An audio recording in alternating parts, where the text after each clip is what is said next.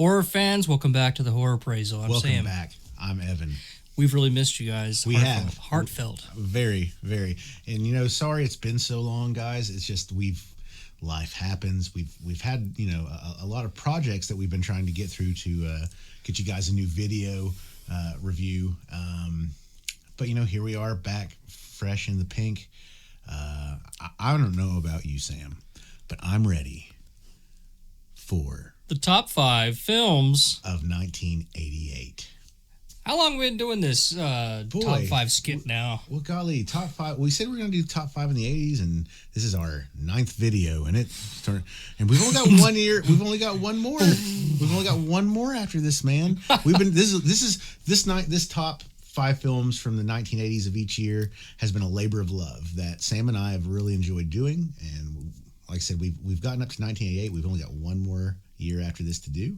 Honestly, we've had the 1988 films written out for a long time, and we had trouble coming up with it. I think we said, we'll come back to it, because it was like 1984 when we wrote it down. Yeah. And when we came back to it, we were like, oh yeah. Yeah, it was so. We kind of got some FaceTime. Sam's got a busy life. I've got a busy life, but we got together. We finally put our heads together, and we came up with a list that we could live with. I don't know if you guys can, but it's we like it. Either way you go, they're good movies. Yeah. And it caused us to have to go back. I watched a movie I'd never seen. We had to put some work into this one. I had to rewatch some films from that I hadn't seen in quite a long time. Anyway, go with it. Honorable mentions of film that you introduced me to. All right, guys. Our honorable mention for 1988 is actually a ghost story movie, which you don't see a whole lot of, at least not good ones these days. And it was directed by Frank LaLoggia, who also directed the film Fear No Evil. Great film. And it's called Lady in White. Lady in White. Mm-hmm. This movie is very, I think especially what resonates so much with me about this film these days is such a nostalgia trip. Not just, it takes place in a town. I think it's outside of like Philadelphia. Reminds me of a Maine, a New England type. Yeah, coastal and it takes place. It starts off during Halloween. It's set in the early '60s, and the film's such a nostalgia trip. Sam and I are both from smaller towns, and especially Sam probably has his own fond memories of Halloween. In Barboursville or in everywhere else he grew up. I have fond memories of Williamson. Yeah. West Virginia, growing up in Halloween. And it's really what Ray Bradbury actually called, I think he called it Octoberville or Halloween Town or something. It was just very, reminiscent of, the fall and like creepy things. And of course, it always circles around every kid's favorite holiday, Halloween. So you can tell he's very attached to this. Very. Having watched it as a child and grown up with it, we're like that with Monster Squad, mm-hmm. and many of you are. With me, I don't have the attached nostalgia, so mm-hmm. I watched the film twice mm-hmm. to try and convince myself what the deal was, and I think I got it. Yeah. It reminds me of a classic older film. Yeah, the film stars Lucas Haas. It starts out with him as a grown-up adult, and he's telling the story of when he was a kid in this town about how he kind of got mixed up in this story of murder, child murders, and intrigue, and basically he is the witness to a paranormal event of where he witnesses the death of a young girl. Yeah. Whilst locked in the cloakroom of his school, he's the victim of these two douchebag bullies, and he sees an apparition appear before him, and he sees this girl die before his eyes. It's a creepy moment. Yeah, it's absolutely. It's really just kind of shocking and chilling. The imagery in this is very unique. You've got a lot of blue screen type material mm-hmm. that might be a shock for some people that are used to the heavy effects of the 80s. Mm-hmm. This movie doesn't fit in with the 80s at all. It really doesn't. Like I said, and I think because of that, because we talk about horror films in the 80s, so we've talked about a lot of kind of gore movies, slashers, stuff like that. We've had some ghost stories on here. The Fog. Yeah, absolutely. To be absolutely memorable. But I think it's hard to really pull off a good like ghost story these days, done in like, you know, the kind of vein as, you know, like sort of Victorian ghosts or whatever else, you know, apparitions. All in all, you know, that's kind of all I'll say about it. Please, you know, check out Lady in White. It actually stars Lucas Haas. And there are some adult themes in it. Yeah. You don't have the gore and stuff like that you would expect from an 80s flick. Lynn Carey's in it. So it's a pretty good movie. It's one of my favorites from being a kid. We suggest you check it out. Absolutely. And a quick comment, just because a film made it into the honorable mention doesn't mean that there weren't like two others that didn't really deserve to be there. It was hard for us to pick that. Anyway, number 5. All right, Sam, what's number 5, buddy? 5, we debated on, and one of our favorite slasher films didn't make it because of this. A Nightmare on Elm Street 4. Nightmare on Elm Street 4. The Dream Master. The Dream Master. That's what I was going to say. I was trying to remember the subtitle of NOES 4 in my head. I'm going to say it now. Go ahead. It's the one with the horrible karate death because they forgot to kill that kid. Yeah. It's out of the way. We've already said it now. Let's talk about what's cool. Let's talk about what's great about this movie. You know what I love about this movie, and you and I have talked about this at great length, is, of course, we know at the end of Nightmare on Elm Street 3, they bury Freddy's bones in the junkyard. They consecrate the ground. Yes. And in this movie, we kind of see his resurrection. A dog pisses fire in the graveyard and it's awesome. Opens the gates of hell, and Freddy comes out. Yeah. And he sounds like John Wayne. It's a very John Wayne, heroic Freddy moment. It is a very John Wayne. You know, like, he's just kind of like standing there. You shouldn't have buried me, Pilgrim. At this point in the franchise, we realized that the fans were rooting for Freddy. Absolutely. Yeah. And that's very... It's very prevalent in Nightmare 3, you know, how we talked about Freddy coming out of his shell, as it were, and becoming much more... he was like an awkward jester in number 3, I think. Yeah. But in 4, like, he really... It almost gets to a point of ridiculousness, but still in a good way. He fell into the happy place. He fell into the Freddy that's the 1-900 number Freddy. Yeah, exactly. He fell... You know, he was hitting his stride. That's what it was. But, you know, this movie has him, of course, return to kill all the children from the previous film. I felt very good when he killed Kincaid at the beginning. I never liked Kincaid. There's something about him. I didn't like the cut of his jib. He says, "I'll see you in hell," and Freddy says, "Tell him Freddy sent you." Yeah. But, you know, this film also introduced another new heroine to Freddy's villain character. Alice. In the form of Alice. I think Alice is a good second run at a female heroine. Well, you know, she's got something she's got some baggage. You know, her mother's died, and she has to take care of her father, who's a real butthole. But he changes. Well, kind of like Nancy's mom changes in the first one. Yeah. She has a strength to her. I think Alice has a good strength. She's a good Freddy protagonist. She's a good protagonist. Absolutely. She's genuine. She's not up in the drug scene. She's not a whore. Mm-hmm. You respect her, I think. You do. And you root for her because she's picked on and she's a nerd, kind of loner geek. She's definitely a lone wolf, and that does make her cool, kids, just so you know. You know, this film also, we got the really horrible aspect out of the way in the beginning. This Freddy film... It's got some good deaths. Has some absolutely awesomely gruesome deaths. What's your favorite kill in Nightmare on Elm Street 4? I just want to say thank you, Carl Buckler, for giving us the effects for this. Absolutely. One of my favorite deaths in this... No, I said, what is your favorite death in this? My favorite death is the suck face. Yeah, why? You know, I'll be honest with you. That's a good death. I think that's an interesting choice for your favorite one. Why does that one relate to you? Like, it's because of the way he says it.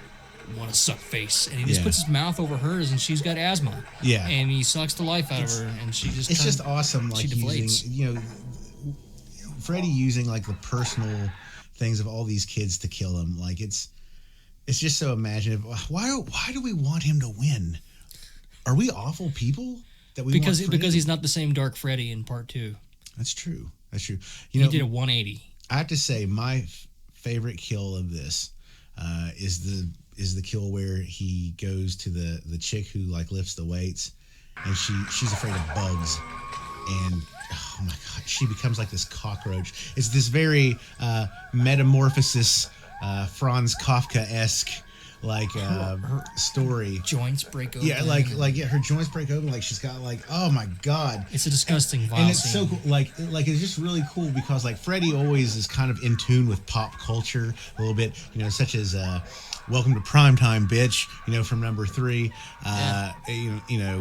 Other things throughout the series, but then she's finally become this roach, and her face gets stuck to this glue, and it pulls the skin off. Pulls the skin off, and she's a roach. She's just writhing there in agony, and then you see him looking at her through this roach motel. It's you check out, but you don't. Yeah, you check in. That was the line from the roach motels. You can check out. Shit. You can check in, but you don't check out. Something like that. And then he squishes it, and she just all this all this putrescence just spews out of the box. It's just completely it's absolutely, I think it's absurd. I think it's the most disgusting bodily Freddy death. Disgusting. It's pretty sick. The meatball's pretty gross. It's almost like that segment was directed by David Cronenberg. Kind of. Yeah, absolutely. I love the meatballs. Ugh. They were actually little animatronic meatballs with great detail. Ricky Little Meatball. That was awesome. Mm-hmm. Anyway, what's number 4, man? Number 4 is a film that we actually reviewed maybe a year ago or so, and we've seen it. We saw it 2 or 3 years ago, and it's a film called Death Spa. Death Spa. Yeah, you guys weren't expecting that one, were you? Yeah, the Spa of Death. Basically it's kind of a ghost story in a way, or kind of a possessed story, because this guy's possessed by we talked about it at great lengths in our review. Watch that for more detail. Mm-hmm. But this guy's kind of possessed by the spirit of his dead sister, or that can even be interpreted that he's not. He's really just gone crazy, and he's a tranny. Yeah, he uses all of sorry. He uses all what's to apologize for. Exactly. He uses all the stuff in this gym because he's in charge of all the technical aspects of this really high-tech, cool late 80s gym to kill people. And there's actually some pretty good kills in it too. All the kills are great in this thing. There's one where there's some acid that eats somebody. Yeah. There's a blender scene. There's a killer fish. Yeah.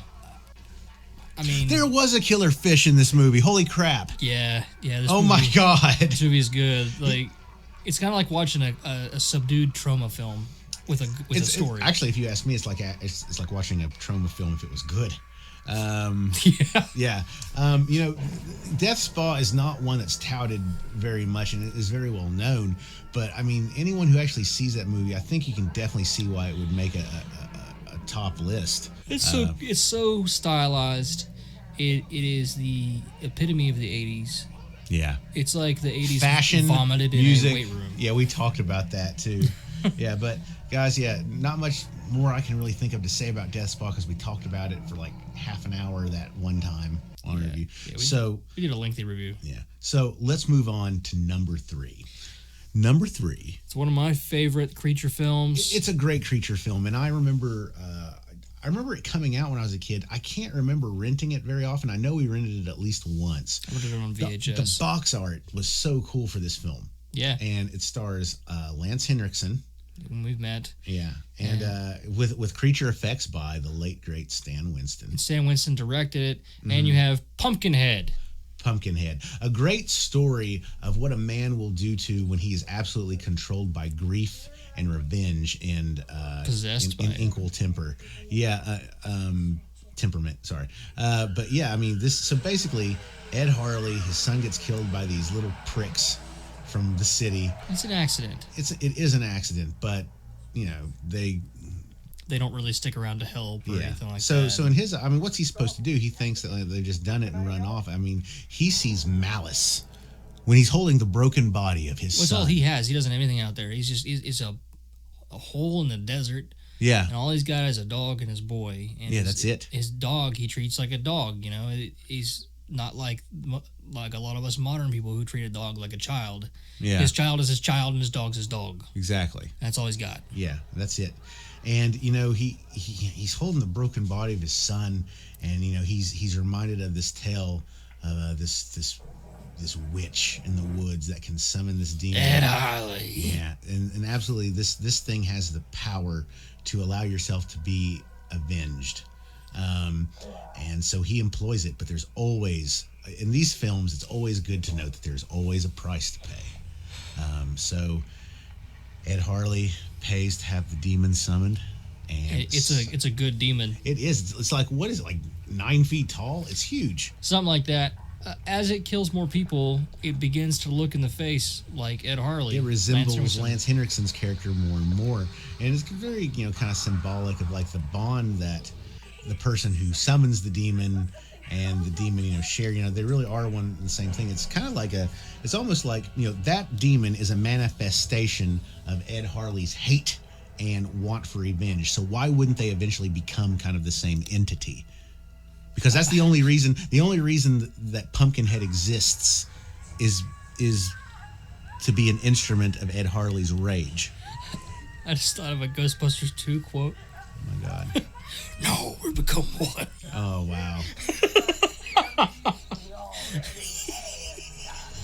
Vigo, ladies and gentlemen.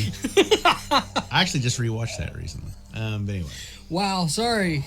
That's okay. I mean, Pumpkinhead is one of those films that kind of lacks a little bit in acting, and it's got a little bit of down time. It's not to it. necessarily a beautifully shot film.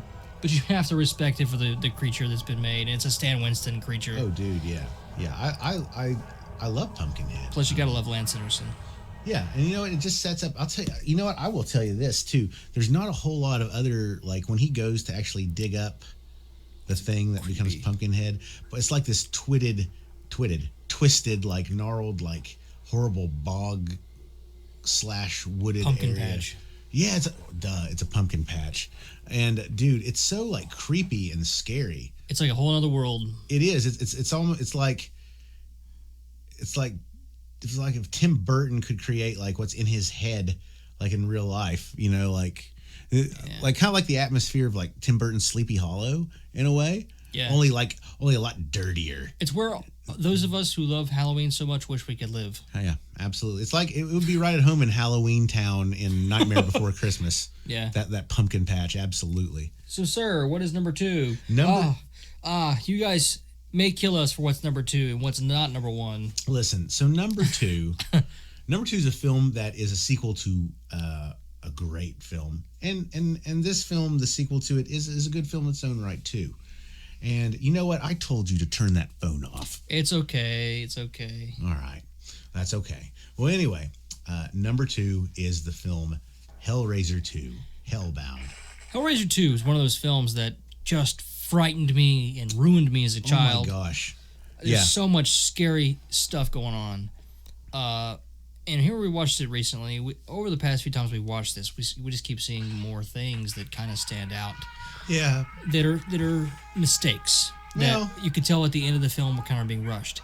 That said, the film is amazing. Yes. It's still got the great kind of soundtrack from Christopher Young. Dude, the film... The Cenobites are great. Yeah, absolutely. The Cenobites are great. We still have, I actually like Pinhead much more in this film than I like him in the first Hellraiser. He comes into his own. He's a little bit more three-dimensional in this film. You get the backstory on him. He does, but plus he also has, he's got some cool lines again. Of course, I actually think some of his coolest lines, of course, come from the second film. Exactly.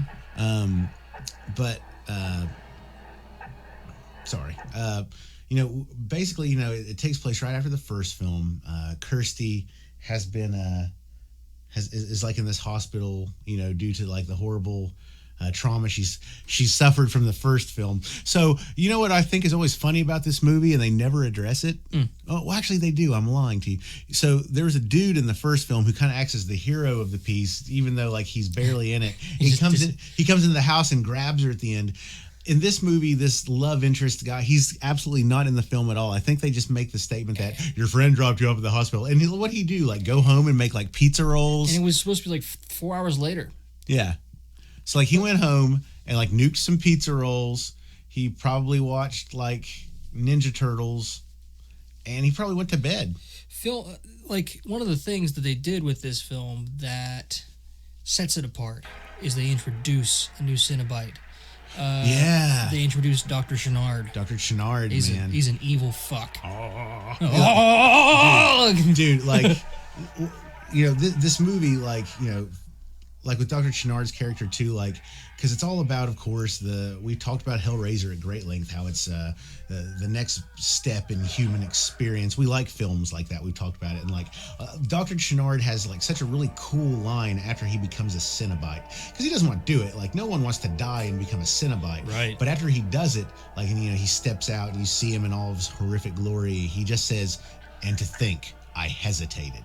Like, to me, like that line really delivers how he is this receptor of all this knowledge that we can't really fathom. He's experiencing something that we have absolutely no way to fathom and comprehend. I think that summarizes the feeling that a lot of the Cenobites have. Absolutely. They're like, they really enjoy making people suffer, and they understand that if those people would just kind of let go and become a Cenobite, they'd be like, oh. So it kind of raises a question. I mean, are becoming a Cenobite? It's a pleasure for. Is it freeing? Is it a freeing experience? I would say it's liberating. Isn't that odd though that would be a liberating experience, considering for somebody that desires that kind of ultimate dive into darkness? I think it is liberating. For someone who is a Christian, I think it would be absolutely horrifying to be damned. Right. But, I just kind of fitting in with, like, the whole theme of Hellraiser. It's very, like, bondage, fetish. I think obviously it's a little deeper than that. I think if you have a God-fearing mentality, if you have a respect for God, I don't think you would ever become a Cenobite, because you wouldn't ever let yourself be free. Right. You would never let go. Don't get me wrong. I don't think a person, it would take a certain person to become a Cenobite. Yeah, because Frank had the mentality. He wanted it, and it couldn't happen. I think Frank, I don't Julia really comes into her own in this film. Do you want to know what I think it is? Bitch. I think Frank couldn't become a Cenobite because he wasn't disciplined enough. I think to a certain level, certain people can become pleasure. And he was. And don't get me wrong, they were all looking for pleasure when they tried to solve the little mint configuration, but Frank was like here's how bad Frank was. Frank was like a wild dog to these people. All right? And these are frigging Cenobites. And they're like, well, we better just take it easy with this guy. If it's like Dr. Chenard. There are some people you do not let be Cenobites. Yeah, absolutely. And I don't think they would have let Dr. Chenard be one. If they had their way. Let's talk about the bed scene in Hellraiser 2, Hellbound. Julia, when she comes out of that bed, oh my gosh, it looks so good. It's like hell escapes into your TV screen, and you really feel like you shouldn't be watching it. I was absolutely horrified as a kid. And like the costume's so good because, like, we've talked before about how, really good makeup is able to do this. You're adding something to an actor. You're actually placing something on someone. But if you can create the illusion that person is diminished or less of, that is fantastic makeup. So when you see this creature come out of this bed with like no skin, and you just see muscles and tendons, and oh my gosh, it's cool. The actress that played that. Any of you who have seen that new show, or really like it, Attack on Titan, she really reminds me of just a normal sized versions of one of them that kind of come out of it. It's really cool. It's such a weird sequence. Dr. Chenard is repulsed by her, but he sees her kind of like she saw Frank. She's a tool to get him into the labyrinth, or to see Leviathan. Yeah, because he's actually studied this and he knows who Leviathan is. Yeah, he must have been studying this for years. The guy says Jesus Christ about 75 times. That's probably why he dies. I hate that guy. Yeah, he's terrible. Yeah, I'm glad he dies. Yeah, me too. Anyway, you guys understand that we love Hellraiser 2. Yeah, it's an amazing film. So that being said, Sam, let's go to number one. And like I said, I kind of hope we surprise some people with this choice. First of all, I'll go ahead and I'm going to let you introduce it, but I want to say, this is actually this is a horror remake. Yeah. And that might seem kind of weird coming from us, but Sam and I have both watched this movie. I remember seeing it with my dad actually when I was a little kid. What is it, Sam? What's our number one for 1988? The Blob. The Blob. The Blob. The Blob, 1988. For you guys that are freaking out right now, pulling your hair out, like Steve McQueen is not in this one. Watch it. It is an effects dream. Okay. Yeah. It gives David Cronenberg a run for his money. Yes. It competes with The Thing. It competes with The Fly. Those are both remakes. And as far as I'm concerned, it's on equal ground with those movies. Ooh. That's a bold statement. It is an intense film. That's a bold statement. And people are introduced as kind of like characters that you think are going to live, and they die instantly. Yeah. This movie, we actually we were looking at the body count for this movie. This movie actually has a pretty high body count. It's in the it's probably like 50. Yeah, something like that. But basically, it's the age-old story of boy meets girl, girl likes boy. They go out on a date. A meteorite of Blob falls. Yeah. And basically, it's this thing from space, and nothing. Did anything good ever come from space in a meteorite? Did anything good ever come? Not in Creepshow. Fair enough. Not in Slither. Okay, anyway. Not in The Dark. I don't know that one. Oh, we have it, I think. I have it, I know. We've watched it. I'm sure I've seen it. Anyway. Yeah.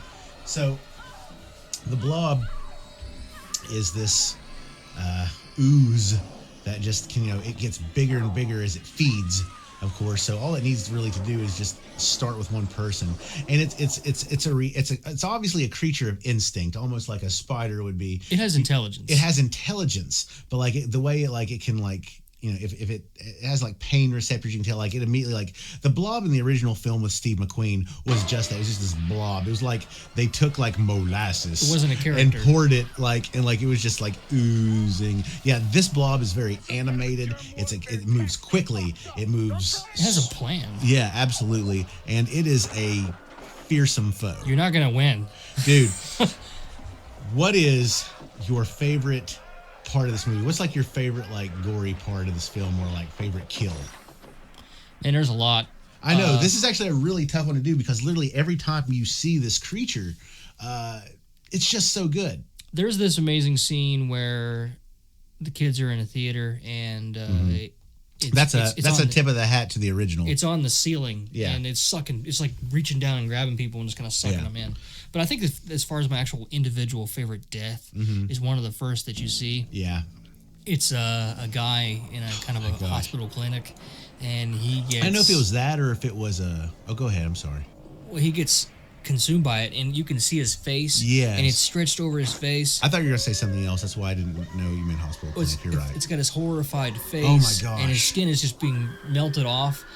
And he's clawing to get away, but it's you see it moving over his face. The effects in this film, I really would like to see a behind the scenes documentary on it. And the girl's reaching for his arm, and his arm comes off, and it's... This would be a great movie for them to do a Scream Factory edition of. Yeah, Scream Factory, do Come the on, Blob. Man, do the Blob.